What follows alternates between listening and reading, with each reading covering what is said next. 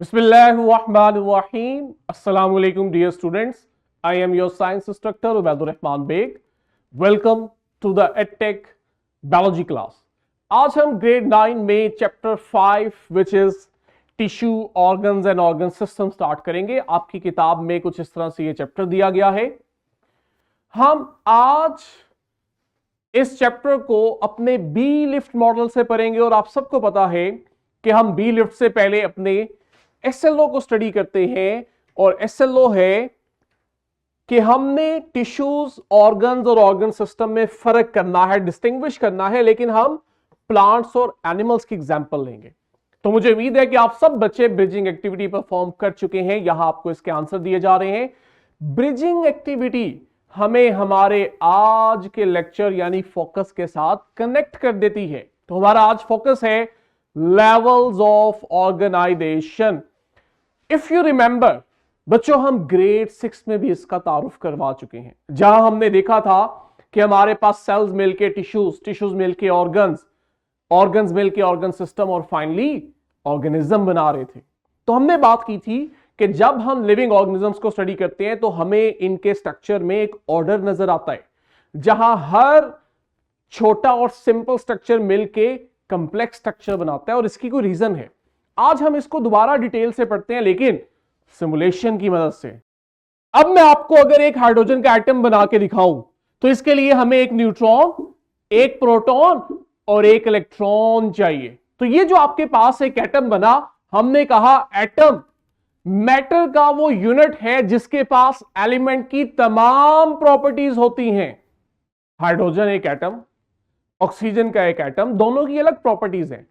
लेकिन level of organisation में बच्चों हमेशा याद रखना, जब ये एटम्स आपस में मिलेंगे और मिल के नेक्स्ट लेवल मॉलिक्यूल बनाएंगे तो बच्चों आप देखोगे मॉलिक्यूल में कुछ ऐसी प्रॉपर्टीज आ जाएंगी जो एटॉमिक लेवल पे नहीं थी। जैसे यहां देखो, हमने वाटर बनाया, तो हम सब जानते हैं कि वाटर की प्रॉपर्टीज हाइड्रोजन एटम और ऑक्सीजन एटम से डिफरेंट होती हैं।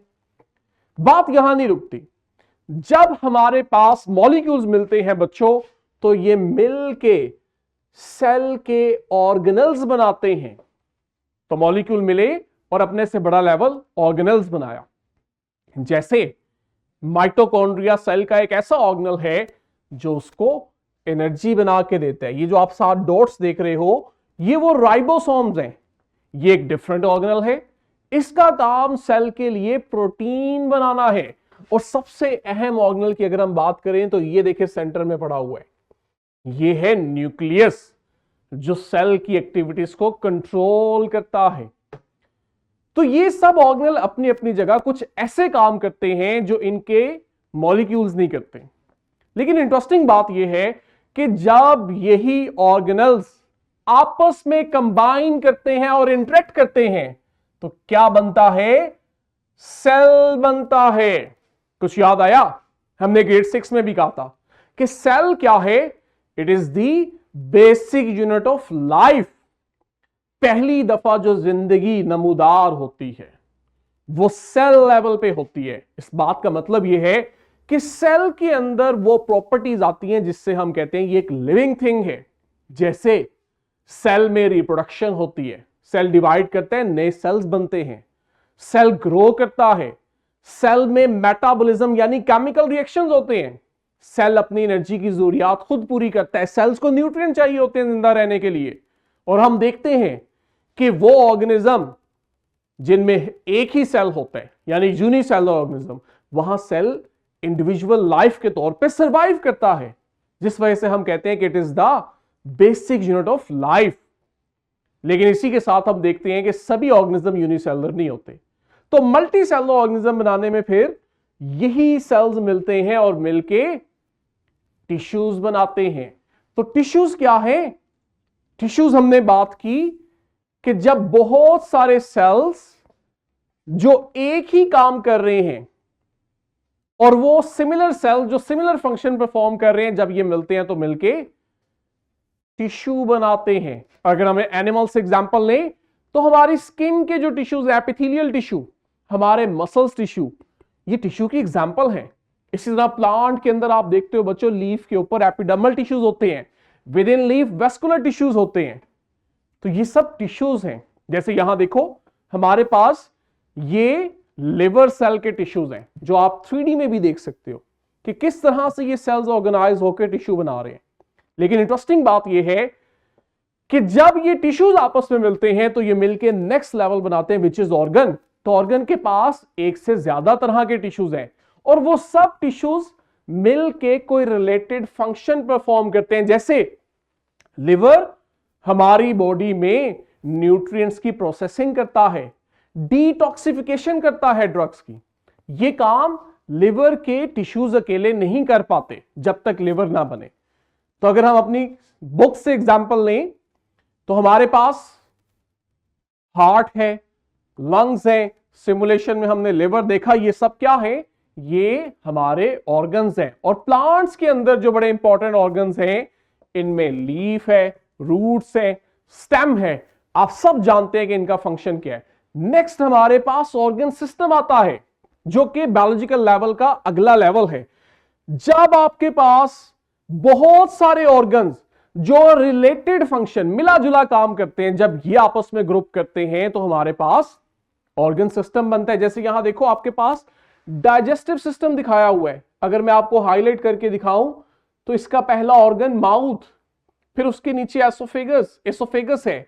एसोफेगस आगे अटैच है लिवर के साथ, स्टमक के साथ, और स्टमक आगे कंटिन्यू करता है स्मॉल इंटेस्टाइन, और स्मॉल इंटेस्टाइन आगे लार्ज इंटेस्टाइन। और इसी के साथ आप देखते हैं फ्रंट पे लिवर और बैक पे पेंक्रियाज हैं। तो देखो ये डिफरेंट ऑर्गन्स जब मिले तो इन्होंने मिलके डाइजेस्टिव सिस्टम बना दिया।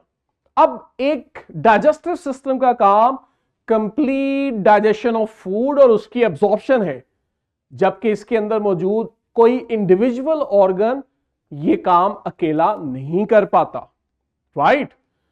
और नेक्स्ट अगर मैं आपको एग्जांपल दिखाऊं तो हमारे पास प्लांट्स के अंदर भी हम देखते हैं इसी तरह से ऑर्गन सिस्टम्स हैं, जिनमें रूट सिस्टम और शूट सिस्टम है। रूट सिस्टम का काम प्लांट को अटैच करना, वाटर और न्यूट्रिएंट्स की एब्जॉर्प्शन करना, जबकि शूट सिस्टम का काम प्लांट को सपोर्ट देना और उसके अंदर जो लीव्स हैं उनका काम फोटोसिंथेसिस करवाना है बच्चों।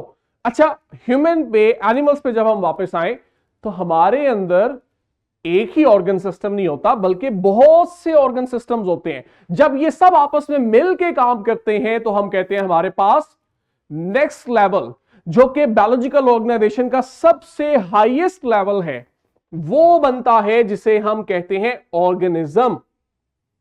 तो हमारे पास लेवल ऑफ ऑर्गेनाइजेशन, जिसको आप बायोलॉजिकल ऑर्गेनाइजेशन भी कहते हैं, इसका स्मॉलेस्ट लेवल क्या था? एटम। और लार्जेस्ट लेवल क्या हुआ?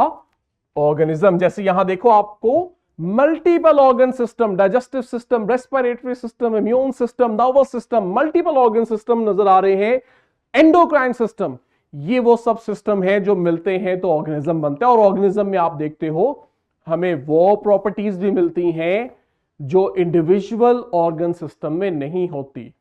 हम कॉन्शियस हैं, हम सोचते हैं, हम रीजनिंग करते हैं।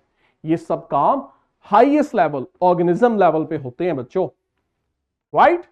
तो आज के ही टॉपिक को ज्यादा अच्छे से समझने के लिए हमारे पास क्लास वर्क है फॉर्मेटिव चेक में। आप इसको अटेम्प्ट करें, अपनी प्रैक्टिस बुक पे भी इसको सॉल्व करें, और घर से करने के लिए बच्चों हमारे पास थ्राइव है। जब आप फॉर्मेटिव चेक और थ्राइव कर लेंगे तो बच्चों ये टॉपिक आपको अच्छे से याद हो जाएगा। मुझे उम्मीद है कि हमारा आज का लेक्चर प्रोडक्टिव रहा होगा। यहीं से कंटिन्यू करेंगे। टिल देन, अल्लाह हाफिज।